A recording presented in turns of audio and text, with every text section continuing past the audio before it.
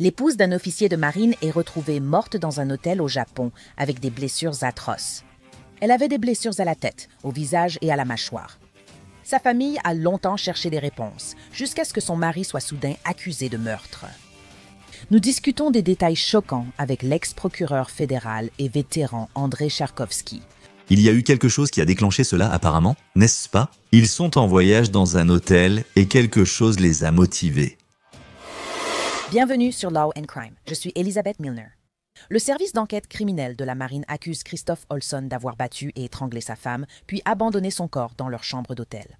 Et récemment, allant à l'encontre des souhaits de la famille de la victime, il a accepté un accord de plaidoyer pour moins de 25 ans de prison. Jesse Olson et son mari, Christophe, étaient des amoureux de l'université. Les deux se seraient rencontrés à l'Université d'État de New York à Oswego. En août 2009, ils ont échangé leurs idées. La sœur de Jesse, Dominique, a précédemment déclaré au journal Stars and Stripes qu'ils semblaient être un couple normal et aimant.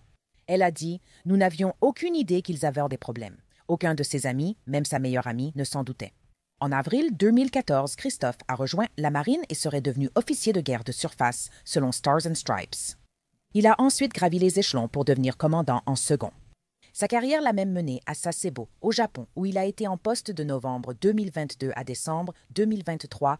Il aurait servi à bord de l'United States Ship Chief et de l'United States Ship New Orleans avant d'être affecté au Naval Service Group Southwest à San Diego, Californie. Mais en octobre 2024, le couple est retourné au Japon, réservant même une chambre à l'hôtel Séoul, à environ 130 km de leur ancien domicile, sur la base navale de Sasebo. Stars and Stripes rapportait qu'une vidéo de surveillance montrait les Olson s'enregistrer à l'hôtel le 25 octobre. Mais ce qui est étrange, c'est que le 27 octobre, Christophe a quitté l'hôtel seul, sans sa femme. Alors que le personnel se préparait à accueillir un nouveau client, il est retourné dans la chambre des Olson et y a découvert Jessie. Ils ont appelé la police car elle saignait et ne répondait pas. La police a confirmé qu'elle est décédée dans sa chambre d'hôtel. Mais comment?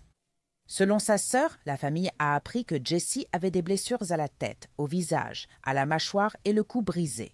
Le lendemain, la police a interrogé le commandant en second Olson. Les enquêteurs ont appris que Christophe avait prolongé son séjour à l'hôtel Séoul et donné de fausses informations sur sa femme. Il a demandé au personnel de ne pas entrer, ce qui les a intrigués. Après avoir exprimé leurs inquiétudes, ils sont entrés dans la chambre d'hôtel et ont découvert le corps de Jessie. On pourrait penser que cela conduirait à une arrestation ou, au moins, à la garde à vue de Christopher. Mais ce n'était pas le cas. Il était libre et n'a même pas averti la famille de Jessie de ce qui lui était arrivé. Selon Stars and Stripes, la sœur de Jessie a appris sa mort après avoir été informée par la marine. Elle a déclaré au journal Stripes qu'il n'y avait eu aucune visite en personne, aucune équipe de soutien, aucun effort pour s'assurer qu'ils étaient physiquement ou émotionnellement capables de recevoir la nouvelle. On nous a dit que Jessie était morte et que son mari, le commandant en second Christopher Olson, était une personne d'intérêt. Pendant des mois, la famille de Jessie est restée sans réponse ni presque aucune mise à jour sur l'enquête. La sœur de Jessie indique qu'il a fallu 1 mois pour rapatrier le corps, 3 mois pour récupérer son chien et 5 mois pour recevoir ses affaires. Puis, 7 mois après que Jessie a été retrouvée morte, Christophe a finalement été inculpé pour son meurtre. En mai, il a été inculpé de meurtre au second degré et d'entrave à la justice. On ne sait pas exactement ce qui a conduit l'officier de marine à battre et étrangler sa femme. Il devait comparaître devant une cour martiale au Japon le mois prochain. En août, la famille de Jessie a appris que Christopher aurait un accord de plaidoyer. D'après le groupe Facebook Justice pour Jessie Olson, Dominique, la sœur de Jessie, a déclaré « Le 10 septembre 2025, le mari de Jessie Olson, son meurtrier, ira au tribunal pour présenter un accord de plaidoyer négocié contre la volonté de sa famille qui voulait un procès. » Christopher a plaidé coupable de meurtre et a reçu 23 ans de prison dans le cadre de l'accord. La sœur de Jessie s'est exprimée sur le groupe Facebook Justice pour Jessie Olson et a écrit « Hier, le 10 septembre 2025, Christopher Olson a été reconnu coupable de meurtre, condamné à 23 ans de prison renvoyé de la marine, afin de payer des dommages-intérêts pour les frais funéraires de Jessie. » Bien que cela implique une responsabilité, aucune peine ni paiement n'égaleront la vie perdue de Jessie. Notre priorité a toujours été d'honorer la mémoire de Jessie et sa personnalité dynamique et aimante. Ce chapitre est clos, mais notre combat pour Jessie et la justice continue. Son histoire sera publiée. Il n'y aura aucun aspect caché de ce qu'il a fait. Je suis rejointe par l'ancien procureur fédéral et vétéran militaire André Cherkassky. Merci beaucoup d'être avec moi aujourd'hui. Savez-vous si cela vous surprend que Christophe Olson ait obtenu un accord de plaidoyer pour le meurtre de sa femme? Et êtes-vous surprise que la peine ne soit pas plus longue? Je veux dire, ce n'était que 23 ans de prison?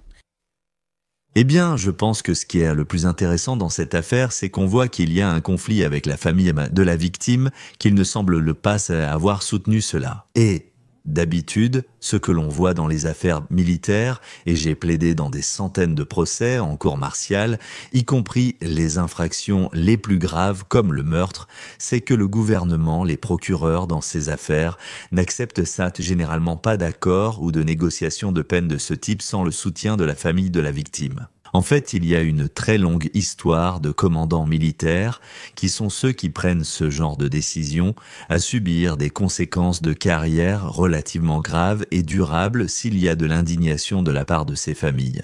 Donc, c'est très inhabituel. Mais en réalité, ils ont poursuivi l'affaire sur une accusation de meurtre sans préméditation. De plus, la peine diffère de celle d'un meurtre prémédité, et ils n'avaient peut-être pas assez de preuves pour aller plus loin. Donc, c'était une évidence comparée à la difficulté d'un procès complet. D'après vous, que se serait-il passé s'il avait vraiment été traduit en cour martiale au Japon? Eh bien, je pense que cette affaire est très intéressante parce qu'il n'y a pas beaucoup de détails très précis sur ce qui s'est passé dans la chambre d'hôtel. Évidemment, il admet maintenant, et dans l'armée, lorsque vous plaidez coupable, vous devez reconnaître que ce sont les faits réels, que vous avez fait ces choses. Ce n'est pas comme dans certains tribunaux civils ou pénaux civils où vous pouvez plaider coupable, mais sans vraiment confirmer la véracité des faits. Donc, il est coincé. Il a reconnu que cela s'est passé dans cette chambre d'hôtel. Il existe de nombreuses circonstances derrière chaque homicide ou décès entre deux personnes dans une chambre d'hôtel. Quelles étaient les circonstances qui ont mené à cela? Y a-t-il eu une sorte de bagarre mutuelle? Y avait-il un problème de longue date? Y avait-il d'autres personnes impliquées? Y avait-il des drogues? Y avait-il des problèmes de santé mentale qui auraient pu jouer un rôle? Nous n'avons pas beaucoup de ces détails plus spécifiques. Donc, je pense qu'au final, avec un accord de plaidoyer comme celui-ci, cela montre dans une certaine mesure que le gouvernement était inquiet pour ses preuves, tandis que la défense dit en même temps qu'une peine aussi longue vaut mieux que le risque de perdre et d'avoir une sanction bien plus lourde. Andrew, j'aimerais ton avis. Christopher Olson a été interrogé un jour après la découverte du corps de Jesse Olson. Il est parti, a poursuivi son travail et n'a été inculpé qu'en mai cette année. Pourquoi crois-tu que cela a pris autant de temps, alors qu'elle n'était ni portée disparue ni recherchée? Le personnel de l'hôtel l'a retrouvée grâce à la vidéo de surveillance qui montrait leur enregistrement ensemble, mais une seule personne est repartie. Mais j'aimerais avoir ton avis sur la raison pour laquelle il s'est écoulé autant de temps avant qu'il ne soit officiellement inculpé. Cela s'est passé au Japon. Le système pénal japonais a la juridiction principale sur les membres du personnel militaire présent sur place. Donc, ce n'est pas le genre de situation où, immédiatement après qu'un membre du personnel militaire soit accusé d'un crime, l'armée peut mobiliser tous ses efforts derrière l'enquête et le système judiciaire. Par exemple, enfermer quelqu'un avant le procès, prendre ce genre de mesures, il y a beaucoup de déférence. Et en fait, les accords sur le statut des forces, les traités entre nous et le Japon contrôlent la façon dont le système pénal est géré. C'est très inefficace et c'est extrêmement problématique, je pense, que nos membres des forces armées américaines soient à la merci du système japonais parce qu'il est très différent. Et leur sens de la justice, à certains égards, pourrait être considéré comme meilleur que le nôtre et à d'autres égards bien pire que le nôtre, selon le point de vue que l'on adopte. Et donc, nous avons des membres des forces armées qui se retrouvent impliqués dans ces aspects japonais des enquêtes et cet échange entre eux et l'armée américaine ainsi que la manière dont ils traitent les militaires accusés de ce crime dans le système japonais et la question de savoir s'ils peuvent être détenus en attendant, tout cela constitue au final une négociation diplomatique très difficile. On le voit parfois d'un côté ou de l'autre, mais dans l'armée c'est une longue introduction pour en arriver là. Dans l'armée, il est très rare qu'il y ait une détention provisoire avant le procès, c'est-à-dire que des personnes soient détenues sans possibilité de libération sous caution en attendant leur procès. Cela arrive très rarement dans l'armée parce que les personnes sont sous le contrôle de leur commandant, de leur sergent et des personnes autour d'eux selon la chaîne de commandement. Ainsi, il n'y a pas la même crainte qu'ils s'enfuient ou continuent de commettre des crimes graves car l'environnement est très différent et contrôlé. Penses-tu que l'histoire aurait changé s'il avait déserté après? Je pense que ce qui manque le plus en ce moment, c'est ce qu'il dit, ce qu'il raconte réellement dans cet accord de plaidoyer sur ce qui s'est passé dans cette chambre d'hôtel. Et je pense qu'il existe différentes versions sur la façon dont un homme qui tue sa femme le fait avec divers degrés d'atténuation visibles dans la loi. Vous avez des choses comme l'homicide involontaire où c'était accidentel, ou l'homicide volontaire où vous étiez engagé dans une activité très imprudente. Et puis vous avez le meurtre où il y avait une intention de tuer, mais sans préméditation. Alors, qu'est-ce qui s'est passé à ce moment-là qui l'a poussé à vouloir tuer ? Je pense que si on imagine ce qui aurait pu être différent, si les Japonais avaient géré cela autrement, ou si nous l'avions géré autrement, si cela avait avancé plus rapidement, je ne sais pas s'il y a eu des preuves qui ont disparu ou qui étaient difficiles à obtenir pour le gouvernement à cause de la dimension internationale, ce qui a fait qu'il ne pouvait pas juger cette affaire de manière convaincante sans conclure un accord et en limiter les risques. Et pour revenir à l'objection de la famille concernant l'accord de plaidoyer, est-ce que ça vous surprend que les autorités n'aient pas été plus transparentes avec sa famille? D'après la famille de Jesse, lorsqu'on a retrouvé son corps, ils ont été informés par téléphone, pas en personne. Il n'y avait aucune émotion, c'était un peu du genre « elle est morte ». Vous voyez, ce genre de situation? Nous ignorons les détails de l'appel et ce genre de choses. Mais en général, lorsqu'une épouse d'un militaire est tuée à l'étranger, comment fonctionne ce processus pour informer la famille de l'évolution de l'enquête et du dossier? Eh bien, je peux vous garantir que chaque personne dans l'armée, qu'elle soit civile ou en uniforme, s'en soucie sincèrement de tout son cœur, des autres militaires et de leurs familles. Cependant, la bureaucratie est tellement vaste, complexe et difficile à gérer que parfois, personne ne sait vraiment qui est responsable ou qui contrôle la situation, ni même si ce qu'ils font représente réellement l'ensemble du gouvernement américain lorsqu'ils interagissent et prennent des initiatives. Ainsi, les procureurs ont des obligations dans le cadre du programme d'assistance aux victimes et aux témoins. C'est un programme fédéral très standard qui s'occupe des personnes qui sont victimes et témoins dans des affaires criminelles et des poursuites. Ils doivent de fournir des mises à jour régulières, etc. Mais ici, il semble qu'il y ait eu un manque de cette attention à laquelle on pense lorsqu'on traite le décès de quelqu'un qui est étroitement lié à l'armée. Les personnes à charge, conjoints et enfants ne sont pas dans l'armée et ne bénéficient pas de protection spéciale prévue par la loi. Et à l'étranger, ils sont vraiment à la merci du gouvernement local. Et donc, vous savez, il y a beaucoup de choses que nous ne faisons pas pour eux et beaucoup de risques auxquels ils s'exposent lorsqu'ils sont à l'étranger. Et donc, c'est juste un signe que des gens peuvent se trouver dans cette bureaucratie. C'est une question centrale de nos débats politiques. Ces bureaucraties sont-elles efficaces ou bienveillantes? Beaucoup de personnes individuelles avec un grand cœur. Mais lorsqu'il s'agit du processus bureaucratique pour gérer une mort comme celle-ci, l'enquête, la coordination et les personnes peu expérimentées souvent associées à ces affaires, ces détails se perdent et cela ne donne pas une bonne image de notre gouvernement. Les détails connus sur le meurtre sont vraiment horribles. La police dit qu'il l'a battu, étranglé, sa mâchoire était cassée et un os reliant le cou à la tête était fracturé. Cette partie était cassée. Pensez-vous qu'il est possible qu'il y ait eu une sorte de maltraitance tout au long de leur mariage? Je veux dire, cela semble être un sacré saut de devenir aussi violent envers la personne qu'on aime, envers sa femme, même dans le feu de l'action. Il semble qu'il y ait peut-être eu des signes tout au long du chemin. Qu'en pensez-vous? Il y a eu quelque chose qui l'a déclenché, on dirait, non? Ils sont en voyage dans un hôtel et quelque chose les a motivés. C'est drôle, dans les affaires de meurtre, il n'est souvent pas nécessaire d'identifier le véritable mobile d'un point de vue juridique. Mais bon courage pour poursuivre une affaire sans mobile. Cela montre évidemment tous les signes de colère et de rage, et même plus que cela, que c'était particulièrement punitif ou rétributif.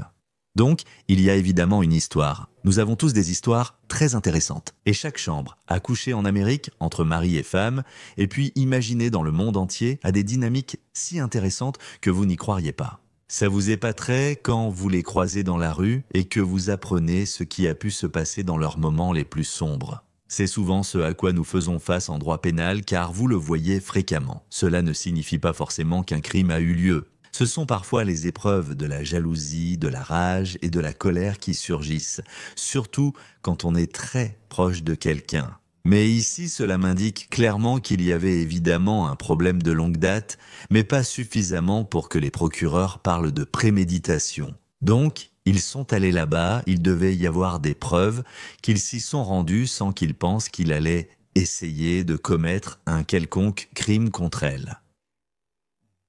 Et j'aimerais aussi connaître votre avis. Vous savez, ils étaient au Japon. Ils n'étaient pas en poste là-bas à ce moment-là.